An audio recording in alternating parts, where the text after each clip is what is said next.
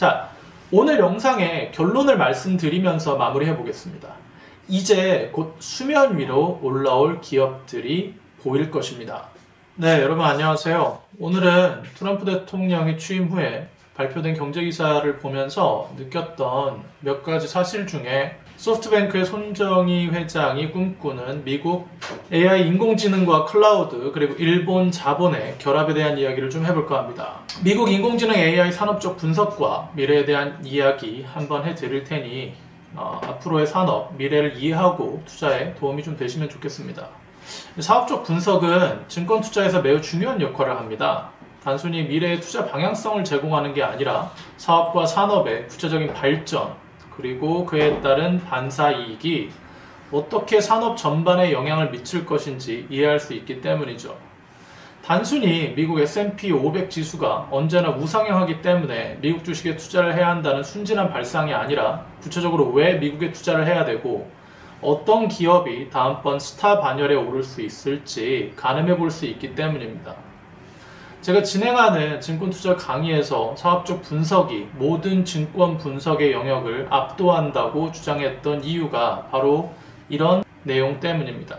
최근 기사에 보이는 미국 정책의 최대 관심사, 주요국에 대한 보편 관세, 그리고 멕시코와 캐나다에 대한 25% 관세 부과, 그리고 불법 이민자를 추방하고 틱톡의 매각, 관련된 여러 기사들을 보면서 느낀 부분을 간단히 먼저 말씀드리겠습니다. 취임 후에 행정명령을 통해 즉각 실행하지 않은 것이 관세 부과였는데 최근 2월 4일을 기점으로 멕시코와 캐나다에 최대 25%의 관세를 부과하고 캐나다산 원유에 10% 관세를 부과하는 것이 확정이 되었습니다.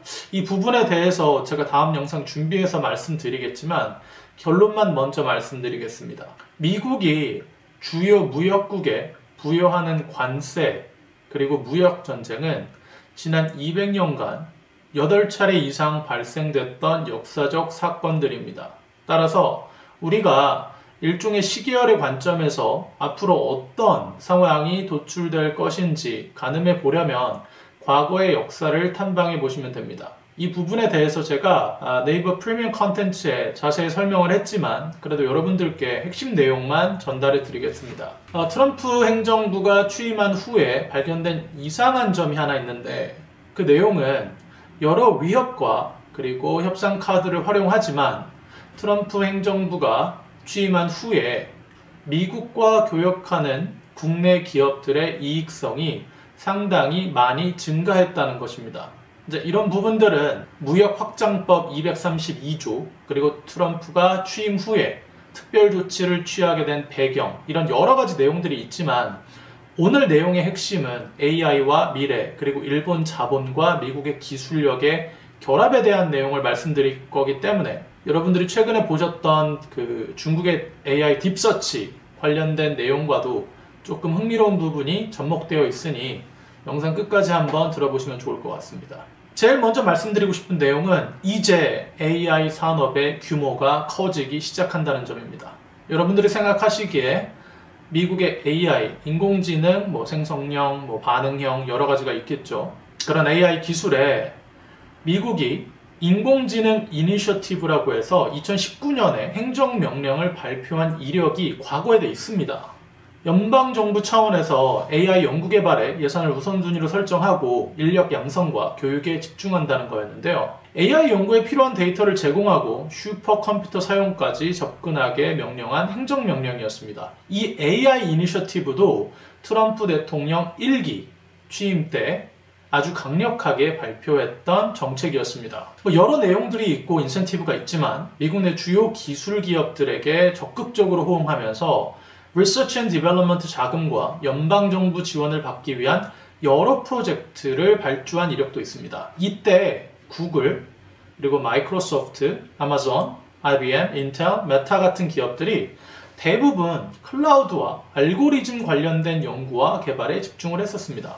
근데 과거 발표했던 이 시점의 문제점은 정부가 정확한 예산 규모를 발표하지 않았다는 점입니다. AI 산업에 대해서 일종의 테스트를 해본 거라고 보실 수 있죠.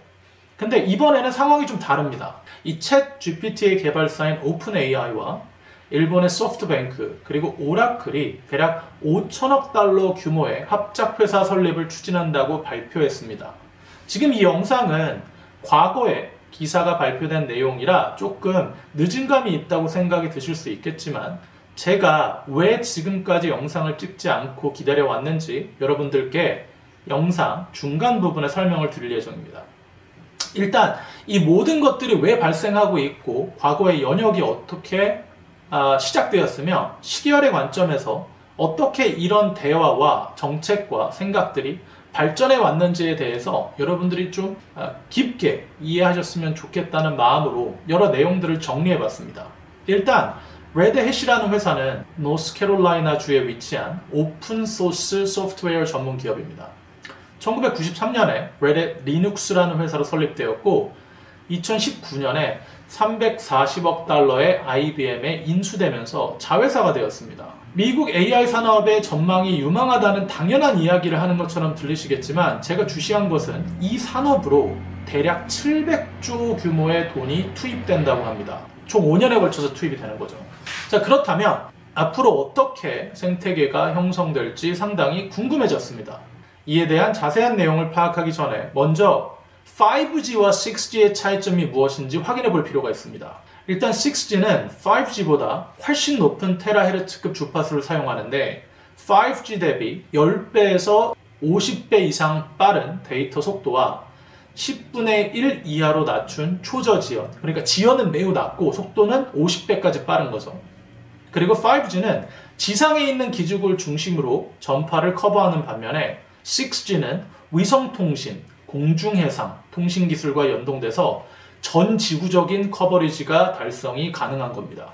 이 둘의 차이점을 설명드린 이유는 용도의 차이를 설명드리기 위해서 말씀을 드렸는데 이 5G는 초고화질 영상 스트리밍, 자율주행, 스마트시티에 활용되는 반면 6G는 홀로그램, 로봇, 메타버스, AI, 컴퓨터 같은 극저지연이 필요한 영역에 활용된다고 합니다.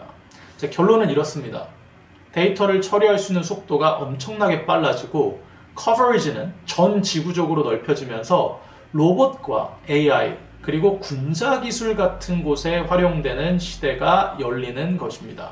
자, 그러면 5G랑 6G를 설명드렸던 이유, 그 배경에는 소프트뱅크의 자본 때문입니다. 먼저 소프트뱅크는 그 유명한 비전 펀드를 통해 대규모 글로벌 스타트업 네트워크를 보유하고 있습니다. 미국 AI 스타트업에 투자했던 섹터들은 로보틱스 그리고 자율주행 같은 하드웨어와 연결되는 AI에 높은 관심을 보여왔습니다. 그리고 5G를 넘어서 6G의 통신 인프라에 대한 투자를 준비하고 있었습니다. 2024년 11월 24일 레드햇과 6G의 인공지능 무선 접속망에 대한 공동 연구 및 개발 협력을 발표했기 때문이죠. 자, 6G의 시대를 열려고 소프트뱅크가 이만큼 준비를 해왔다는 겁니다. 하지만 AI와 관련된 기술력은 조금 부족했던 거죠.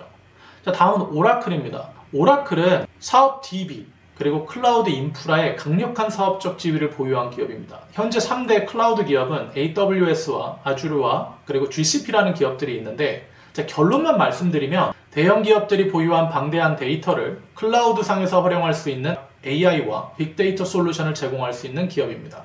ERP와 CRM 같은 사업에 필요한 소프트웨어를 AI 기능에 접목해서 사업 경영과 관리에 필요한 소프트웨어 기술의 선두주자가 될 수 있습니다. 자, 소프트뱅크의 5G와 6G에 대한 투자 노하우, 그리고 스타트업의 네트워크와 오라클의 소프트웨어를 통한 AI 기능을 접목하는 이런 사업의 경영 및 관리에 필요한 소프트웨어 기술이 합쳐지고 있는 상황입니다. 자, 마지막 오픈 AI, 저희가 잘 알고 있는 챗 GPT, 생성형 AI에 대한 내용입니다. 우리가 모두 알고 있는 초거대 언어 모델 챗 GPT, 그리고 생성형 AI, 어쩌면 기계와 인간의 일상을 결합시키는 인공지능 모델의 선두주자입니다. 만약 챗 GPT가 오라클의 대규모 클라우드 환경과 접목된다면 이는 엄청난 파급력이 예상되는데요. 거기에 소프트뱅크의 자본이 결합되는 것인데 이게 세계 기업과 산업의 패권 지도를 바꿀 수 있다고 생각합니다. 이렇게 되면 메타나 구글 같은 기업은 어쩌면 이제 퇴물이 될 수도 있는 겁니다. 마치 다음이 네이버에게 경쟁에서 밀려버린 이런 새로운 시대가 열렸던 것처럼요. 이 핵심은 AI가 텍스트, 이미지, 음성, 그리고 영상의 모든 부분에 활용된다는 점입니다. 이 세 개의 기업이 불협화음 없이 유기적으로 통합돼서 합자회사를 탄생시킨다면 기업의 엔터프라이즈 솔루션, 즉 아까 말씀드렸던 CRM이나 ERP는 사업의 관리와 고객 관리에 필요한 소프트웨어를 말씀드렸던 거고, 그 뒤를 받쳐주는 일본의 대규모 자본, 그리고 초거대 언어 모델과 AI가 통합되면서 전 세계 산업의 지도를 재편할 가능성이 상당히 높습니다. 그 이유는 앞으로 우리가 기대하는 미래, 즉 차세대 먹거리라고 할 수 있는 로보틱스와 자율주행, 영상 컨텐츠, 기업 솔루션, 그리고 플랫폼까지 산업에 새로운 혁명이 발생할 것으로 예상되기 때문이죠. 이제 서치 엔진 같은 기능은 필요가 없어지는 겁니다. 자, AI 산업 구조의 변화와 예상되는 시나리오를 한번 공유해 드리겠습니다. 일단 가장 먼저 엄청난 규모의 데이터 센터가 필요해질 겁니다. 대규모 데이터 센터에 들어갈 하드웨어를 생산하는 엔비디아나 AMD, 인텔 같은 기업들이 수혜를 받을 수 있습니다. 소프트뱅크의 자본을 활용해 AI 산업에 필요한 스타트업을 흡수할 가능성이 높아지고, 이로 인해서 엄청난 자본력으로 AI의 핵심 인재, 리서치 사이언티스트, 엔지니어, 소프트웨어 엔지니어들을 빨아들일 가능성이 상당히 높습니다. 당연히 이런 연합들이 생기면 미국과 중국, 유럽, 그리고 한국 같은 국가들의 기술 격차가 엄청나게 벌어지게 될 것입니다. 소프트뱅크는 일본 기업이지만 주로 미국 기업에 투자해 엄청난 자본이익을 얻게 되겠죠. 그러면 세계 인류 AI 인재들이 미국의 산업과 자본에 몰려드는 밴드웨건 효과가 발생할 수 있는데, 이 밴드웨건 효과란 어떤 대상이, 상품이나 의견, 정치 후보가 인기가 많거나 널리 알려지면 대중들이 이를 따라가는 심리적 성향을 말합니다.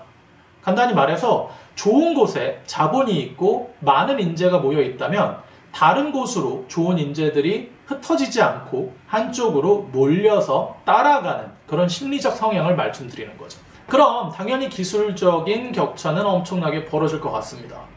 AI 투자를 한다면 단순히 AI 테마주를 매수하는 게 아니라 앞으로 벌어질 미래를 보고 성장하는 신사업에 투자하는 것이 진정한 성장주 투자니까 이 사실 꼭 기억하시기 바랍니다. 자, 오늘 영상의 결론을 말씀드리면서 마무리해 보겠습니다. 이제 곧 수면 위로 올라올 기업들이 보일 것입니다. 매일 쏟아지는 트럼프 정책, 미국 연준의 발표 같은 지루한 경제 내용들보다 요즘 제가 알아보는 산업에 대해 공유를 해드리면 여러분께 도움이 될 것 같아 이렇게 영상을 만들게 되었습니다. 만약 5천억 달러, 대략 원화 700조 규모의 초대형 투자가 5년에 걸쳐 장기적으로 진행된다면 분명 이 생태계에는 엄청난 활력과 인재들이 모여들 것입니다. 대표적으로 클라우드 인프라, 반도체, 로보틱스, 자율주행, 헬스케어가 가장 큰 선진화를 이룰 것으로 예상됩니다. 자, 하드웨어 측면에서는 데이터 센터, AI 반도체, 네트워킹, 로보틱스가 급성장할 것 같고, 어쩌면 그래서 삼성전자가 로보틱스 사업에 눈독을 계속 들여왔는지도 모르겠습니다. 그리고 소프트웨어 측면에서는 언어 모델 기반의 AI, 그리고 기업들의 클라우드를 통한 AI 엔터프라이즈 솔루션이 발전하기 시작할 것 같습니다. 자, 앞으로 어떤 기업이 눈에 들어올지 모르겠지만 일단 산업의 발전과 흐름에 대해 이해하고 있다 보면 분명히 투자할 만한 유력한 기업들이 수면 위로 떠오를 것입니다. 그 대표적인 예시가 최근에 발표된 딥시크였습니다. 이 딥시크가 탄생하며 발생된 어떤 시사점은 미국의 위주로 형성되던 생성형 AI 시장이 이제 전 세계 규모로 그 규모와 시장이 더 확대되고 파이가 커지는 상황이라고 생각됩니다.